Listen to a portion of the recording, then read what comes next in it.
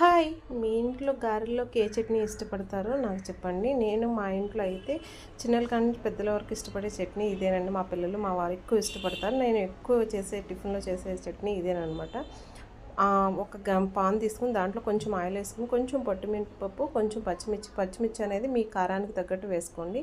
వేసుకుని టమాటాలు మంచిగా కట్ చేసి పెట్టుకుని అవి పక్క తీసిన తర్వాత ఈ టమాటాలు వేసేయండి. దాంట్లో కొంచెం సాల్టు, కొంచెం పసుపు అనమాట.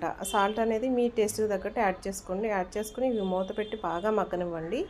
అంతే, సింపుల్‌గా మగ్గనివ్వాలి. ఇంకేమి యాడ్ చేయక్కర్లేదు. దీంట్లో ఇంకా ఏ ఎక్స్ట్రా ఇంగ్రీడియంట్స్ అక్కర్లేదు. చాలా సూపర్ టేస్టీ ఉంటుంది. ఈజీ అండి, తక్కువ టైంలో అయిపోతుంది. చూసారు కదా, నేను చెప్పిన విధంగా మగ్గపెట్టేసి ఈ పచ్చిమిర్చిని, పొట్టిమిరపప్పు ఒకసారి మిక్సీ బరగ్గా పట్టుకుని తర్వాత ఈ మగ్గబెట్టిన టమాటాలు వేసి కచ్చా పచ్చిగా అంటే కోర్స్గా బ్లెండ్ చేసుకోండి. సూపర్ టేస్టీ చట్నీ అనేది ఈజీగా అయిపోయే చట్నీ అనమాట. ఒకసారి ట్రై చేయండి, చాలా బాగుంటుంది.